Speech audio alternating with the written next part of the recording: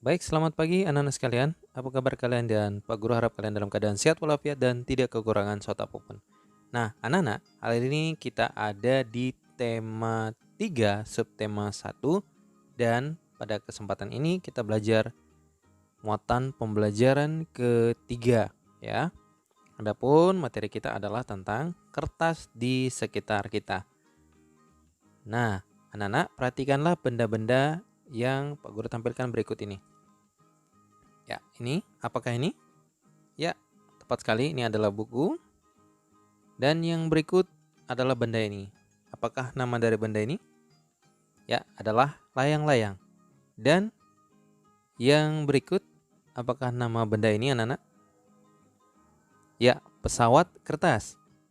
Nah, yang berikut, apakah nama daripada benda ini? Ya, perahu kertas. Nah, keempat benda ini anak-anak, kalian tentu sering menemui dalam kehidupan kalian sehari-hari. Nah, keempat benda ini bahan penyusunnya atau bahan pembentuknya adalah kertas. Nah, dari mana kita mendapatkan kertas? Ada yang tahu? Ya, kertas diolah dari pohon ya, dimanfaatkan batang kayunya ya, selaput kayunya untuk dijadikan bahan pembuatan daripada kertas itu sendiri. Nah, agar kalian mengetahui lebih lanjut, simak video ini sampai habis dan jangan di-skip. Kalian simak wacana yang Pak Guru tampilkan berikut ini. Kertas di sekitar kita. Nah, banyak benda yang terbuat dari kertas, seperti buku tulis yang biasa digunakan. Contoh lain adalah tisu, kardus, dan koran juga terbuat dari kertas. Kayu adalah bahan dasar untuk membuat kertas. Pembuatan kertas dilakukan secara bertahap di pabrik. Kayu-kayu yang besar dipotong hingga sebesar korek api. Dan setelah itu, kayu dipanaskan hingga menjadi bahan lunak seperti bubur. Bubur inilah yang disebut bubur kertas atau pulp. Ya. Nah, proses selanjutnya, pulp diberi warna ya, dan disaring sehingga kandungan airnya habis. Ya. Pulp yang sudah kering akan meninggalkan ampas berupa serat selulosa yang saling terkait. Dan kemudian serat selulosa itu digiling hingga bentuknya pipi menjadi ukuran kertas yang diinginkan. Nah, anak-anak, mengapa buku menggunakan bahan kertas? Bisakah kita menggunakan bahan lain? Contohnya seperti kaca? Nah, coba kamu menulis di atas kaca. Apakah hasil tulisannya akan sama seperti kamu menulis di kertas? Ya, tentu tidak ya. Nah, kalau kita tulis di kaca, kaca tidak menyerap air ya, sehingga kalau kita menulis bisa memang ada tulisannya, namun tulisannya tidak sempurna seperti yang kita harapkan ya anak-anak ya. Nah, mengapa menulis di kertas lebih memuaskan hasilnya? Karena kertas memiliki sifat menyerap air ya. Nah, kertas itu dia dapat menyerap tinta pulpen atau pensil dengan baik ya. Nah, dengan demikian semua yang kita tulis di kertas dapat dibaca dengan jelas ya. Nah, kalau begitu anak-anak perhatikanlah benda-benda yang ada di sekitarmu, lalu tuliskan nama-nama benda yang terbuat dari kertas. Ya, Pak Guru akan memberikan contohnya di sini. Yang pertama adalah buku. Yang kedua adalah surat. Yang ketiga adalah undangan. Yang keempat adalah kardus HP. Yang kelima adalah foto. Yang keenam adalah kwitansi. Yang ketujuh adalah resep obat. Yang kedelapan adalah rapor. Yang kesembilan adalah tisu. Dan yang kesepuluh adalah perangko. Nah, tahukah kalian anak-anak bahwa sebuah fakta menunjukkan kalau kita menghemat 1 ton kertas, berarti kita menghemat 13 batang pohon besar. Wah, ini fakta yang luar biasa ya.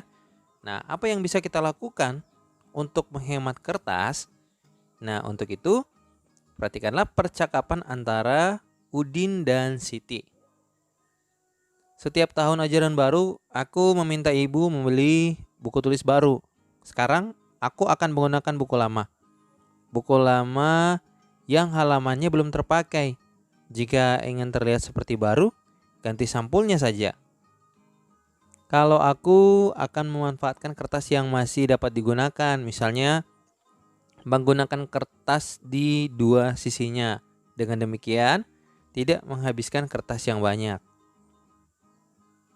Saya sendiri tidak dapat menghemat kertas sebanyak 1 ton, akan tetapi bila setiap orang melakukan penghematan, pasti berton-ton kertas dapat dihemat. Asyik bukan? Setuju. Nah, anak-anak, simaklah penjelasan Pak Guru berikut ini ya. Banyaknya kayu yang dibutuhkan untuk pembuatan kertas. Nah, untuk setiap tonnya, pulp membutuhkan 4,6 meter kubik kayu. Satuan ton pulp menghasilkan 1,2 ton kertas. Dalam 1 hektarnya, hutan tanaman industri, akasia, dapat menghasilkan lebih kurang 160 meter kubik kayu. Bila diambil contoh, sebuah industri pulp dengan kapasitas produksi 2 juta ton pulp per tahun akan membutuhkan kayu yang berhasil dari hutan seluas 58.000 hektar setiap tahunnya. Acacia memiliki daur tumbuh selama 6 tahun sehingga sebuah produksi pulp membutuhkan hutan seluas 348.000 hektar untuk dapat terus beroperasi. Pada saat ini, kurang dari 70% bahan kayu untuk industri kertas berasal dari hutan alam. Hal ini dikarenakan banyak industri pulp yang tidak menjalankan kewajibannya untuk melakukan penanaman kembali, sehingga industri pulp terus-menerus mengkonsumsi kayu dari hutan alam.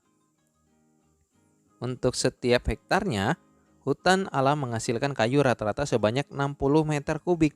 Untuk industri yang sama seperti di atas, bila 30%-nya diperoleh dari hutan tanaman industri yang ditanamnya, maka untuk memenuhi 70% kebutuhan industri yang bersangkutan akan terus-menerus menebang hutan alam seluas 107.000 hektar setiap tahun. Ini artinya setiap jam hutan seluas 5 kali lapangan sepak bola ditebang untuk menghasilkan kertas. Itu baru untuk memenuhi kebutuhan 1 industri pulp. Dengan 7 industri pulp yang ada dewasa ini dengan kapasitas 5,8 juta ton setiap tahunnya, maka hutan seluas 3 lapangan bola ditebang setiap menitnya. Saat ini, 90% bahan baku pulp di dunia berasal dari kayu yang mencakup angka sekitar 170 juta ton per tahun. Sebanyak 640 juta meter kubik dikonsumsi setiap tahunnya atau hampir sekitar 13% dari total kayu yang digunakan di seluruh dunia. Untuk memenuhi kebutuhan tersebut, tanpa harus menebang hutan alam, maka dibutuhkan selama 10 juta hektar hutan tanaman yang harus ditanami setiap tahunnya. Oke, anak-anak, dari bacaan tadi, maka coba kita kaji ya, apa saja yang dapat kalian lakukan untuk menghemat kertas. Nah, ayo. Ya, yang pertama adalah saat kalian menulis, usahakan lembar di sebaliknya juga terisi ya. Jangan dilangkahi. Yang kedua adalah tidak boleh merobek kertas buku terus-menerus untuk membuat mainan. Nah, ini ya, saat berada di sekolah, kalian merobek terus kertas buku. Buat pesawat-pesawatan ya. Itu tidak boleh ya. Itu berarti kalian tidak menghemat kertas, memboros kertas itu namanya ya. Nah, yang ketiga adalah kalian menggunakan buku tulis sampai akhir lembaran buku. Sama seperti yang disampaikan oleh Udin tadi ya. Nah, yang keempat adalah foto sebaiknya tidak usah sering diabadikan dengan cara di print ya. Kalau di print itu kan pasti menggunakan kertas foto. Nah, sebaiknya kita abadikan dengan cara disimpan secara digital ya. Disimpan secara digital itu artinya disimpan ke dalam memori SD daripada HP atau gadget tertentu ya. Nah, kemudian yang kelima adalah kertas bekas dapat digunakan kembali untuk membuat sesuatu ya. Misalnya, oh ini adalah kertas bekas dari undangan ya, surat undangan untuk orang tua kita bekerja bakti misalnya ya. Nah, undangan itu jika sudah tidak terpakai, maka kalian dapat membuat mainan-mainan dari bahan kertas tersebut. Mungkin kalian dapat membuat pesawat-pesawat atau kapal-kapalan ya. Nah, yang keenam adalah saat kalian menulis, usahakan tidak melompati banyak baris. Cukup satu baris ya. Sehingga kolom-kolom daripada setiap halaman itu, baris daripada setiap halaman itu bisa terisi dengan baik. Nah, bersama-sama dengan orang tua, anak-anak kalian di rumah belajar untuk melakukan penghematan kertas sedari dini ya. Nah, caranya adalah kalian menggunakan kertas di kedua sisinya pada saat kalian menulis. Nah, selain itu, gunakanlah tisu seperlunya. Mengapa? Dengan seperti itu kalian berarti telah membiasakan untuk berhemat menggunakan kertas. Nah, tujuannya adalah apa? Agar hutan kita dapat terjaga dengan baik. Oke, anak-anak, sekian materi kita untuk tema 3, subtema 1 pada pembelajaran ketiga hari ini.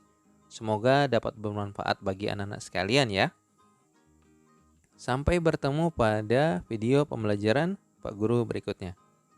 Sekian dan terima kasih.